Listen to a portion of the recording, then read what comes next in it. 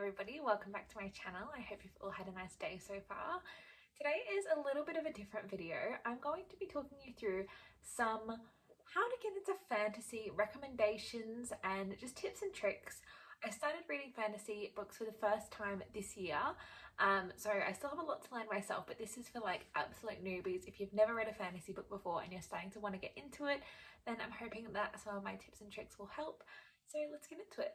When I was at school, I was not a reader at all. And I know a lot of girls in my class would always come to school with these big chunky fantasy books, and I was like, it could never be me. I don't think I have the brain capacity to deal with this sort of novel. Like, I just want something small and easy and not complicated. And I just thought, I will never understand how people can pick up a book of that size or pick up a complicated book like that and actually enjoy it, because it just feels like too much work. But then I delve into romantasy, and that changed my perspective on fantasy as a whole completely. So stay tuned, and here are my tips and tricks how I got out of that mindset and into a love of the genre. The first recommendation that I have is start small. There are definitely some chunky fantasy books out there. For example, I'm about to tackle the Throne of Glass tandem read, which is I think over 1,200 pages. So it is massive, and there's like 7 or 8 books in that series, so that is definitely a big place to start. But I would definitely recommend starting small with a standalone or even like a trilogy. There's lots of really good short trilogies out there, so anything like that is a great place to start, and it doesn't feel as overwhelming as starting a massive book series. My next tip, which does kind of contradict the first tip, but it would be to read the classics that are tried and true, known and loved.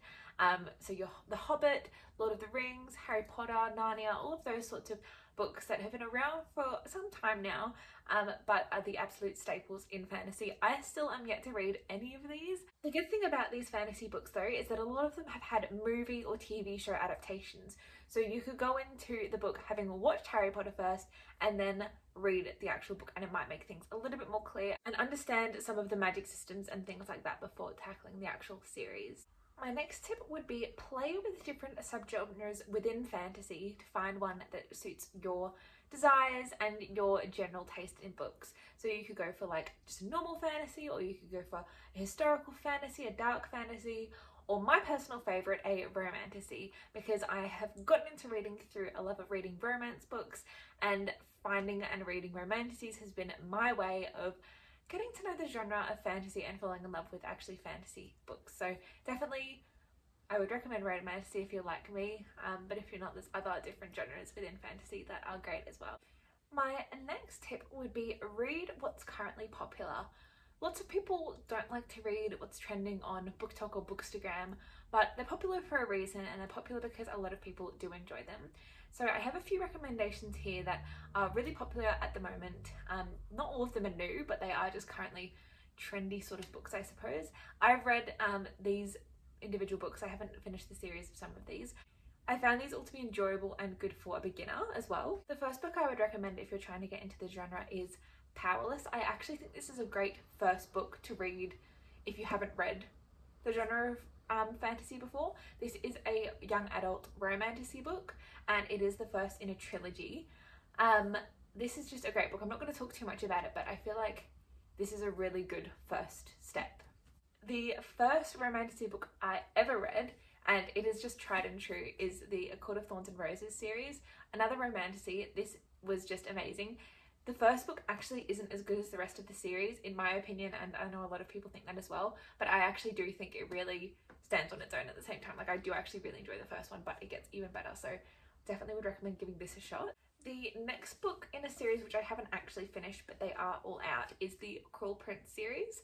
I didn't love this. I think I rated it a 3.5 star at the time. Like, it was fine, but this is definitely a lot of people's favorites. Again, this is a young adult book, another romantasy. I've heard that the series again gets better as you go on, but I would definitely recommend this still because it is a lot of people's favorite, and it was quite easy to understand when I read it for the first time, so could be a good one to get you started. And finally, I have the Fourth Wing series. This series isn't finished. Also, the A Court of Thorns and Roses series isn't finished, and neither is Powerless, so some of these you might have to just bear with. This one is the biggest one out of the ones I've recommended you, but this is a really good book. I didn't think it was too complicated to understand, but very gripping, and a really great romance plot as well. So if you're looking for something like that, this would be a good place to give it a shot as well. Next is a tip that I haven't really heard people talking about, and I don't think this is cheating. Like, there's no such thing as cheating when reading, but I just want to say it's not cheating if you do this, and that's reading chapter summaries. So obviously there's not going to be chapter summaries for every book that you read, especially every fantasy book, but if you're reading a really popular series, like I would recommend you start out doing, there's going to be chapter summaries online. I know there definitely is for Throne of Glass, and they're just a great way to recap what you've already learned. I used to do this when I was at school, like reading Shakespeare, because I had no idea what was going on, and I actually think it helps so much, especially when you're trying to learn a new world and a new magic system and new characters, and everything's a little bit more complicated than just your sort of normal fiction books that follow normal life. This is a great way to actually make sure that you know and you haven't missed anything as well. And then if you feel like you've missed something, you can go back and the chapter summary will make that really clear. So I think that is a great tip, that if you take anything out of that, I would take that away, because no one ever talks about doing that, and I feel like that actually will really help. The next option, it won't necessarily be possible for everyone, but I'm going to say it anyway.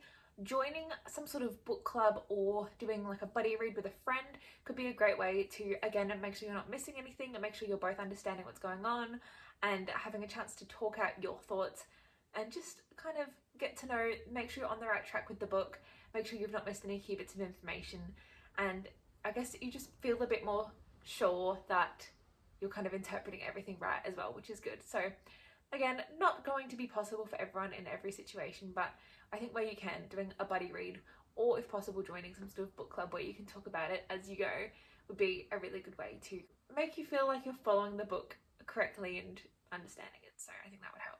And then my final tip, keeping it nice and short and sweet, is listen to an audiobook version of the book that you're reading.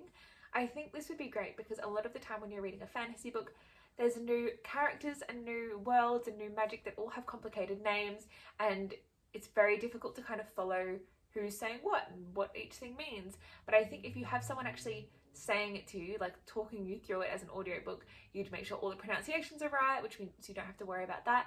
And also the author often puts on different voices for each character, or there might be multiple different voice actors doing different characters, which would really help differentiate who's speaking and helps guide the plot in that sort of way. So possibly that could be an option as well. I know audiobooks aren't for everyone, but I do personally love listening to an audiobook, and I think that could be a great way to help you dip your toes into the fantasy world.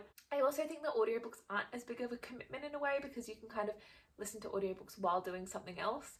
Don't often necessarily recommend that for fantasy books, especially because they can be a little bit difficult to understand and you need to have your full concentration, but that could be a good option as well if that is something that you could be interested in.